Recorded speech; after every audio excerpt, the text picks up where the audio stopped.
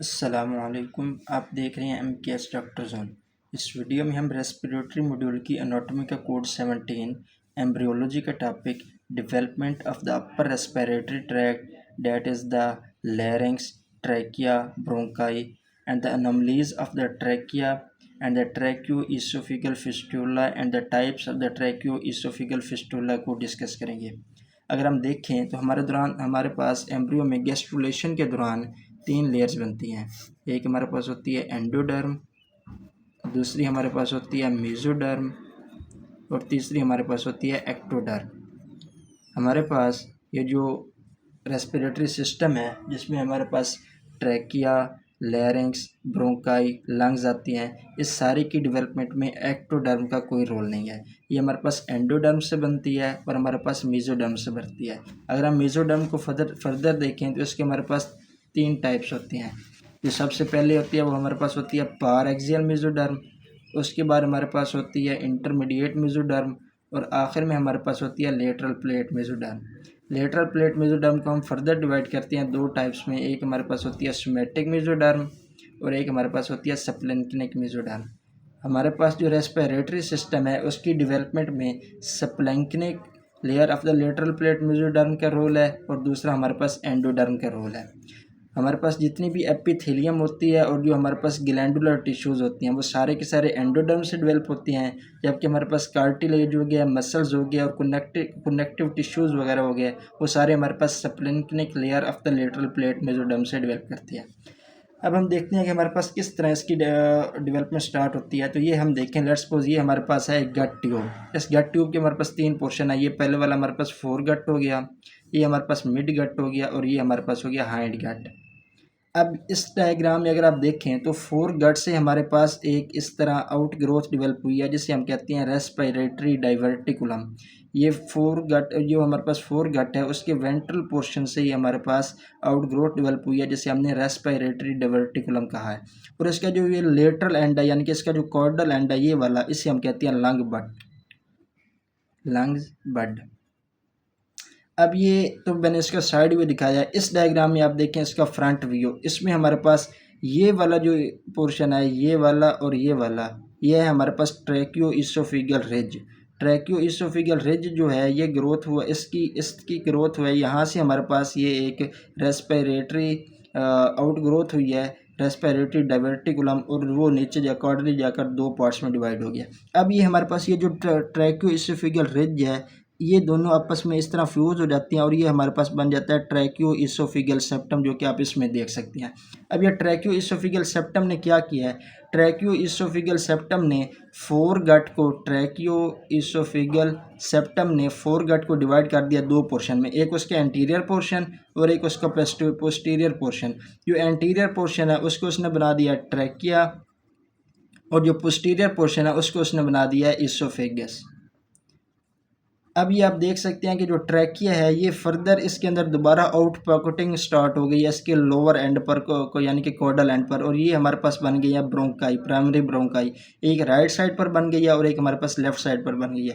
ये जो right side की ब्रोंकाई है ये राइट लंग्स में इंटर होगी और जो लेफ्ट साइड की ब्रोंकाई है ये हमारे पास लेफ्ट लंग्स में इंटर होगी। हमने देख लिया कि किस तरह हमारे पास ये ट्रैकिया और हमारे पास ब्रोंकाई की डेवलपमेंट हुई है। हाँ, और ये जो हमारे पास ट्रैक्योइसोफेगस रिज के से जो हमारे पास ये रेस्पिरेटरी डाइवर्टिकुलम बना है, ये जो इसका जो रोल है यानी कि इसकी डेवलपमेंट है ये कंट्रोल होती है by the retinoic acid. Retinoic acid इसकी डेवलपमेंट को कंट्रोल करता है। अब हम देखते हैं कि हमारे पास लैरिंक्स की डेवलपमेंट किस तरह होती है। अगर आप इस डायग्राम में इधर नीचे देखें तो मैंने लिखा हुआ है कि जो हमारे पास एपिथेलियम होता है और जो हमारे पास ग्लैंडुलर टिश्यूज़ होती हैं उनकी डेवलपमेंट होती है फ्रॉम द एंडोडर्म, और जो हमारे पास कार्टिलेज हैं, मसल्स हैं, कनेक्टिव टिश्यू हैं, इनकी डेवलपमेंट हमारे पास होती है from the splanchnic layer of the lateral plate mesoderm. अगर हम देखें लैरिंक्स की हमारे पास डेवलपमेंट कहाँ से होती है, तो लैरिंक्स में ये है कि लैरिंक्स में हमारे पास 6 फ्रेंजियल आर्चेज होती हैं। टोटल 6 फ्रेंजियल आर्चेज होती हैं जिनमें से जो फ्रेंजियल आर्चेज 5 है वो कभी कंप्लीट बनती ही नहीं है, जब भी वो बनती है तो फ़ौरन वो रिग्रेस हो जाती है। उसके बाद हमारे पास ये मैंने बनाई है 4th फ्रेंजियल आर्च, ये है मैंने बनाई है 6th फ्रेंजियल आर्च। 4th और 6th फ्रेंजियल आर्च के दरमियान हमारे पास एक कैविटी अपीयर होती है जिसे हम कहते हैं, इस कैविटी को हम कहते हैं लरेंजियल आउटलेट। Laryngeal outlet. ये जो लेरेंजियल आउटलेट है इसकी पहले हमारे पास शेप होती है सैजिटल यानी कि लेरेंजियल ओरिफेस, सॉरी इसे लेरेंजियल ओरिफेस कहते हैं। ये लेरेंजियल ओरिफेस ने फ्यूचर में हमारे पास लेरेंजियल आउटलेट बनना होता है। और ये जो लेरेंजियल आउटलेट है ये कनेक्शन है बिटवीन द हमारे पास फेरेंक्स एंड द लेरिंक्स। अब ये जो लेरेंजियल ओरिफेस होता है ये पहले हमारे पास सैजिटल इन शेप होता है, बाद में इसमें हमारे पास मेसोडर्म की प्रोलिफरेशन हो जाती है और ये हमारे पास बन जाता है टी शेप, इस तरह टी शेप। अब ये जो fourth and six pharyngeal arches हैं इन्होंने हमारे पास लेरेंजियल जो लेरिंक्स है उसका एपिथेलियम पोर्शन भी एंडोडर्म भी बनानी है और उसके हमारे उसके इन्होंने कार्टिलेज मसल्स और कनेक्टिव टिश्यू भी बनानी है। ये जो फोर्थ और सिक्स हमारे पास फेरेंजियल आर्च है इसका जो एंडोडर्म है उसने हमारे पास लेरिंक्स की एपिथेलियम और ग्लैंडुलर टिश्यू बनानी है।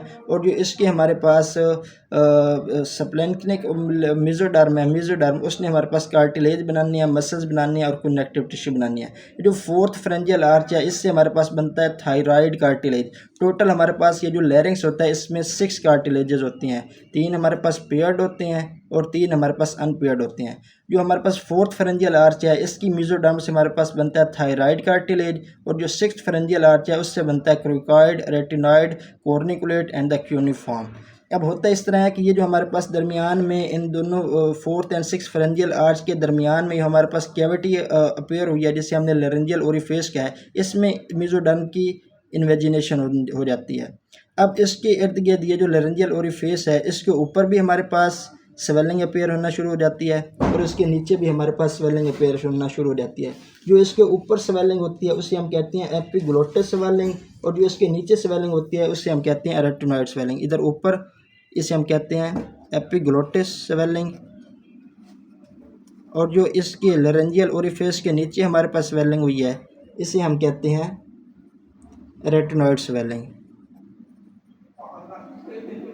अब जब ये मेसोडर्म जो इसके अंदर हमारे पास प्रोलिफरेट हुए हैं लेरेंजियल ओरिफेस के अंदर, इसके बाद जब ये हमारे पास स्वेलिंग हो गई है, ये लेरेंजियल एपिग्लोटिस की स्वेलिंग और रेटिनॉइड की स्वेलिंग, उसके बाद ये जो मेसोडर्म है इनकी रिकैनलाइजेशन हो जाती है, यानी कि अपोप्टोसिस के ज़रिए ये जो हमारे पास इसके अंदर सेल्स आए हैं उनकी डेथ होना स्टार्ट हो जाती है। और ये जो सेल डेथ है इसके रिज़ल्ट में हमारे पास लेरेंजियल वेंट्रिकल्स बनते हैं, 2 लेरेंजियल वेंट्रिकल्स बनते हैं। और ये जो लेरेंजियल वेंट्रिकल्स हैं ये हमारे पास पड़े होते हैं between the true vocal cord and the false vocal card.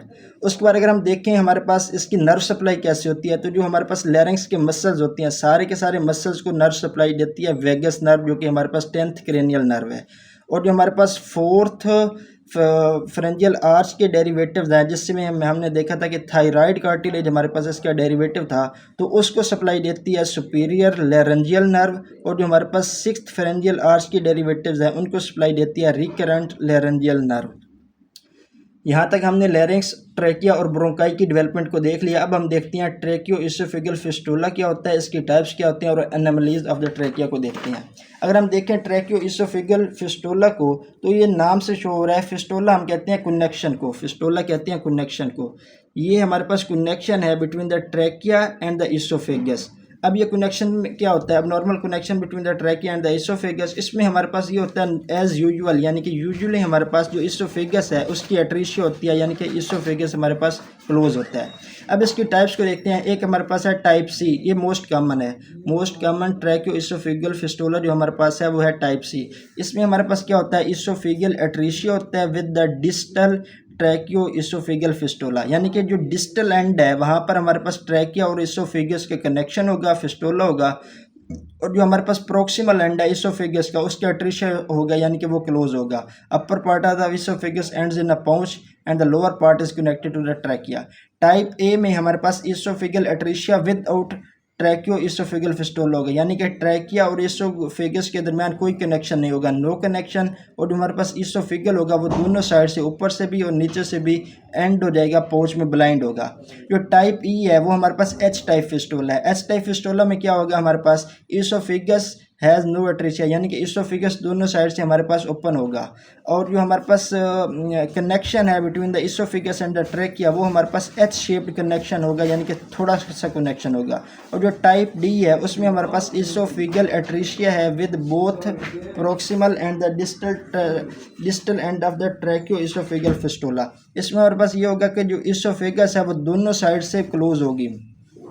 और जो हमारे पास डिस्टल और प्रोक्सिमल डिस्टल साइड से भी और प्रोक्सिमल साइड से भी, दोनों साइड से हमारे पास ट्रैकिया और इसोफिगस के दरमियान कनेक्शन होगा। और जो टाइप बी है उसमें हमारे पास esophageal atresia with the proximal tracheoesophageal fistula, यानी कि प्रोक्सिमल साइड पर हमारे पास ट्रैकिया और इसोफिगस में कनेक्शन होगा, और जो उसका डिस्टल एंड है वहाँ हमारे पास इसोफिगस का एट्रीशिया होगा, यानी कि इसोफिगस क्लोज होगी। उसके बाद अगर हम देखें एनोमलीज ऑफ द ट्रैकिया, तो वो हमारे पास एक हो गई ट्रैकियो इसोफिगल फिस्टुला, जिसमें हमारे पास इसोफिगस और ट्रैकिया के दरमियान कनेक्शन होता है। और दूसरी हमारे पास है लरेंजो ट्रैकियो इसोफिगल क्लेफ्ट, जिसमें हमारे पास इनकम्प्लीट सेपरेशन होता है from the trachea and the oesophagus. ये जो ट्रैकिया और इसोफिगस की हमारे पास सेपरेशन है वो हमारे पास ट्रैकियो इसोफिगल सेप्टम इसको सेपरेट करता है, जो कि हमारे पास इनकम्प्लीट जाकर इसको सेपरेट कर देता है। इंशाल्लाह अगली वीडियो में डेवलपमेंट ऑफ लंग्स को डिस्कस करेंगे। Thank you.